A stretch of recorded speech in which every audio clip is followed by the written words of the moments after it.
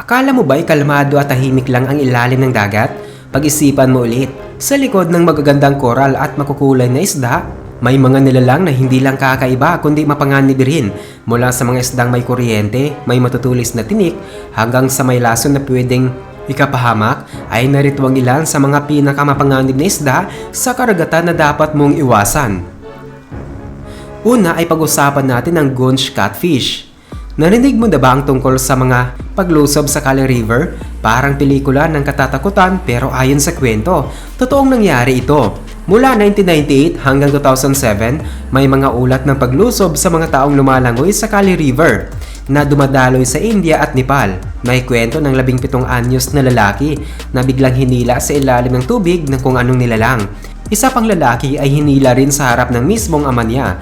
Marami ang naniniwala na kagagawan ito ng napakalaking isdang Gunch Catfish na kilala rin bilang Giant Devil Catfish. Malalaki ang mga isdang ito at umaabot sa 2 metro ang haba. Malalakas silang kumain at madalas ay lumalaban ng maliliit na isda, hipon, palaka at iba pang maliliit na hayop sa tubig. Bagamat walang matibay na ebidensya, ay marami pa rin ang natatakot sa isdang ito dahil sa laki at lakas nito. At narito rin ang striped surgeonfish. Ang striped surgeonfish ay kadalasang makikita sa Indian at Pacific Ocean, mula silangang Africa hanggang Great Barrier Reef, Japan, Polynesia at Hawaii. Mahilig sila sa mababaw na tubig at buong buhay nila ay ginugugol sa mga bahura na ilang metro lang ang lalim mula sa ibabaw ng tubig. Hindi sila agresibo pero sobrang teritorial, lalo na kapag may ibang isda na biglang dumarating. Meron silang matutulis na bahagi sa katawan na dapat pag-ingatan, lalo na sa buntot nila. May tinatawag na caudal paudicle o buntot na may matutulis na tinik na nakaharap sa unahan. Ginagamit nila ito bilang proteksyon sa mga mandaragit. Matatalas ito at kaya nitong butasin o hiwain ng laman. Kaya kung ikaw yung tipong tao na basta na lamang humahawak ng isda kapag nakakakita, ay mas mabuting huwag mo silang hawakan. At narito rin ang bull shark. Maaaring hindi ito ang pinakamalaki sa mga pating, pero ang bull shark ay isa sa mga pinakamapanganib sa lahat ng uri ng pating. Sa likod ng matatalim nilang ngipin ay may puwersa ng kagat na 6,000 newtons, sapat para baliin ang buto ng kahit anong hayop. Pangatlo sila sa listahan ng mga pating na madalas sumusugod, kasunod ng great white at tiger shark. Kilala silang agresibo at kadalasan ay nakatira sa malapit sa mga lugar na may maraming tao. Kaunti lang ang talagang nagdulot ng matinding peligro, pero ang pinakaunang naitalang pinataob ng bull shark ay noong 1916 sa New Jersey. Simula noon, nasa 117 lang ang naitalang nawala ng buhay, kahit na may average na 60 na tao kada taon sa mga pagsugod sa US. Nakakatakot din na kaya nilang lumangoy paakyat ng ilog. Ibig sabihin, hindi lang sila sa dagat, kundi pati sa ilog at tubig tabang. Karamihan ng mga paglusob ng bull shark ay nangyayari sa ilog o tubig tabang. Akala mo ligtas maligo sa ilog, yun pala ay hindi. At narito rin ang Great Barracuda. Ang Great Barracuda ay parang James Bond ng karagatan. Mabilis, makinis at mapanganib. Kaya nitong makaamoy ng kahit ano mula sa malayo. At kapag sumugod na, para itong torpedo. Gamit ang malalakas na panga at matutulis na ngipin, ay kaya nitong hiwain ang malalaking isda na parang tinapay. Mabuti na lang, hindi naman nila madalas sugurin ng mga tao. Sumusunod lamang sila sa mga snorkeler o diver dahil sa pagiging curious nila. Minsan, inaagaw nila ang nahuling isda ng mangingisda o akala nila ang makinang na bagay ay pagkain. Kaya huwag kang magwagayway ng daliri na parang isdang merienda kung ayaw mong mapagkamalang pagkain. Kahanga-hanga rin sila. Sobrang talas ng ngipin at lakas ng panga nila. Kaya nilang hatiin ang isda sa gitna para silang may gunting sa loob ng bibig. Kaya kung makakita ka nito habang lumalangoy, ay huwag kang matakot. Tandaan, ay mas gusto nila ang isda. At narito rin ang red lionfish. Ano ba ang nakakapanganib sa isda? Matutulis na ngipin? Matalas na tinik? Malakas kumain?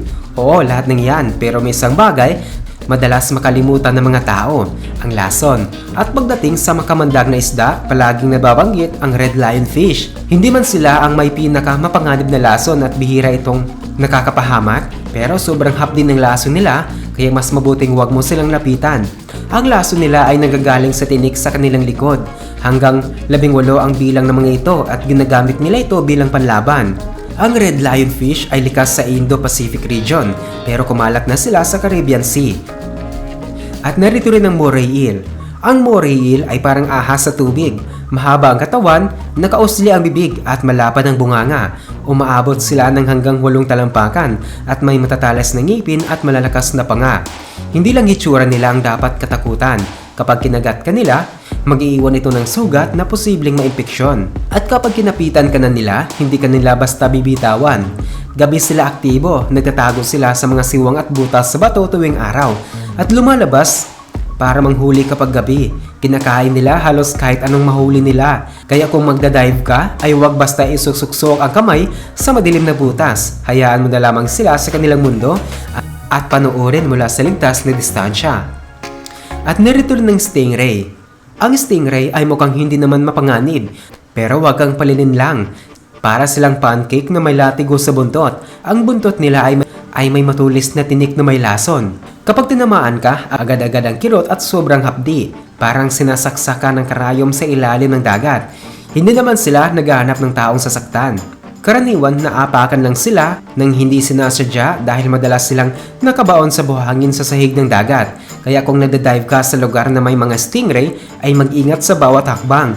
At kung matusok ka man, agad pumunta sa paggamutan. Hindi man palaging mapanganib pero napakahapdi at minsan ay aabot sa peligro. Tandaan, huwag maliitin ng stingray. Tanungin mo na lamang si Stevie Irwin. Kaya sa susunod na mag-dive ka sa lugar na may stingray, ay igalang sila para hindi masira ang masayang dive experience dahil lang sa isang tusok ng buntot. At narito rin ng stargazer. Ang stargazer ay mukhang laging gulat sa itsura nila dahil sa pataas na mukha at malalaking mata. Pero hindi ito nakakatuwa. May 3 mapanganib na kakayahan ng isdang ito. Kaya nitong maglabas ng lason at manghuli ng biktima sa panininlang. Kaya nga tinatawag sila ng ilan na pinakamasamang nilalang sa kalikasan. Magaling silang magtago. Madalas ay nakabaon sila sa buhangin gamit ang kanilang palikpik na parang pala. Tanging mata at bibig lang nila ang nakalitaw. Perpekto para makabantay ng di naghihinalang biktima. At kung may manghas na lumapit, may tinatago silang depensa. May 2 malalaking tinik sa likod nila na may lason. At kung hindi pa sapat yon, kaya rin nilang maglabas ng kuryente. Kaya kahit mukhang kakaiba o nakakatawa sila, huwag maliitin dahil mapanganib sila. At narito rin ang Great White Shark. Magkapangyarihan, mapanganib at astig. Ito ang Great White Shark. Sila ang pinakamalaking mandaragit na isda sa mundo. Umaabot sila ng 20 talampakan ng haba at maaaring tumimbang ng 5,000 pounds. Meron silang matatalim at paikot-ikot na ngipin, pati pambihirang pangamoy. Pero tandaan, hindi nila sinasadya ang sumugod sa tao. Oo, sila ang responsable sa karamihan ng pagsugod. Pero karaniwan ay hindi mapanganib. Madalas ay sample bite lang, kagat lang para kilalanin ang nakagat. Kaya kung makagat ka man, baka mapagkamalan ka lang. Kahanga-hanga rin sila, nakakalangoy sila ng hanggang 15 miles bawat oras. At kayang tumalon palabas ng tubig tulad ng balyena kapag sumusugod sa ilalim. Meron silang hanggang 300 matatulis na ngipin sa ilang hanay. Isa talaga silang halimaw sa dagat. At narito rin ng stonefish. Hindi man mukhang mapanganib ng stonefish, pero dahil sa galing nilang magtago sa paligid, maaaring nasa harap mo na siya nang hindi mo namamalayan.